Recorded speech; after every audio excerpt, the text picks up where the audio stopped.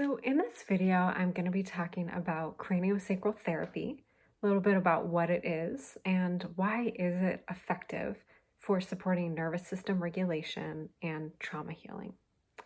And if you don't know much about me, I am a craniosacral body worker and somatic counselor that specializes in nervous system regulation, trauma integration, and attachment repatterning.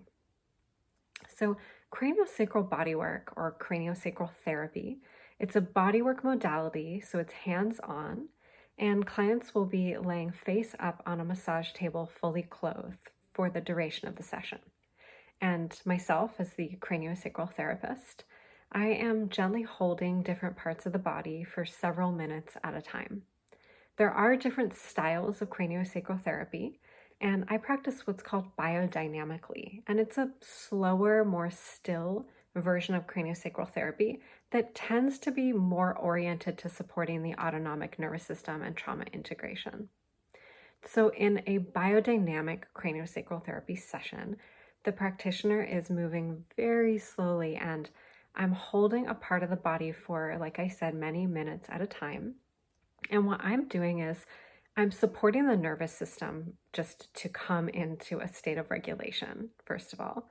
And I'm doing that through my presence. So the client is co-regulating off of my regulated nervous system. And I'm also holding parts of the body where I'm mainly accessing the vagus nerve or the cranial nerves, which connect with the vagus nerve. So many of you may have heard of the vagus nerve. It runs from the skull all the way down the spine and into the lower back. And the vagus nerve is a branch of the autonomic nervous system. It's a part of the autonomic nervous system that is really supported through human interaction, and stimulating the vagus nerve can bring the nervous system into regulation or coherence. And so just through my presence and intention and state of regulation, making contact with the vagus nerve, that alone does a lot to support regulation.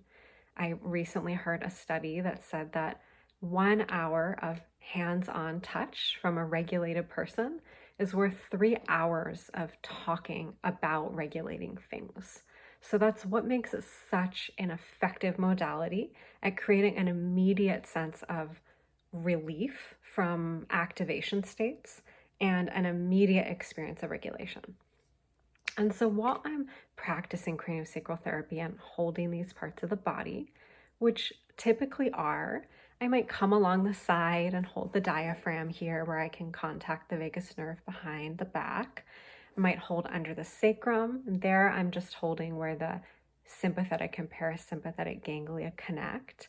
I hold different parts of the skull behind here, different parts of the face and cranium, and may hold parts of the neck where the vagus nerve runs down here and through the ear. So I often work on the ears as well.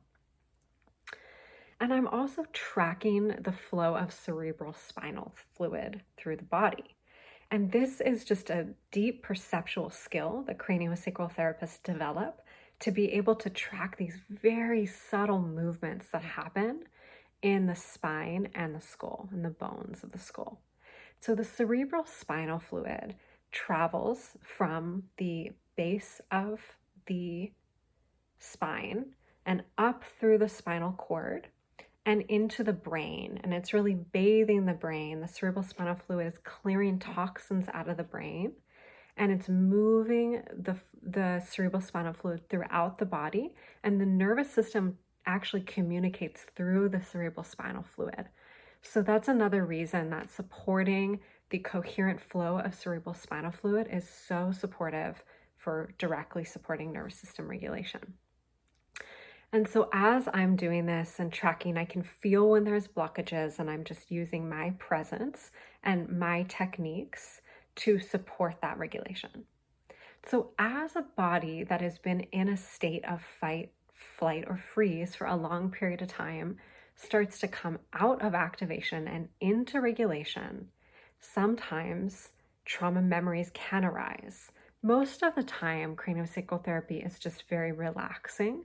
Many people fall asleep during a session, But if there were to be some kind of trauma memory activated, then a practitioner trained in somatic trauma resolution skills is going to be able to support the client to somatically integrate the memory that is coming to the surface.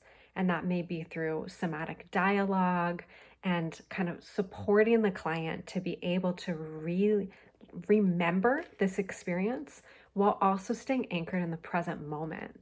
And this allows the prefrontal cortex to be able to be active as this memory is being remembered. And that supports memory, what's called memory reconsolidation. And I'll have another video explain what that is. But that is when trauma gets actually integrated in the brain and in the nervous system. So most of the clients that come to see me are working with trauma healing, or they may have chronic illness symptoms that are related to nervous system dysregulation, such as chronic fatigue, autoimmune, insomnia, chronic anxiety, things like that. It's type of a chronic illness symptom. And through craniosacral therapy and just supporting those regulatory pathways, that can do a lot to start to really shift the physiology, therefore shifting the symptoms and supporting more resolution of trauma and more regulatory capacity. So someone's ability to come in and out of activation and regulation will actually increase through having craniosacral therapy sessions where the practitioner is supporting the client's system to regulate. And then the system starts to learn that pathway on its own more and more. So that's just a brief summary of what is craniosacral therapy and how does it support nervous system regulation and trauma healing.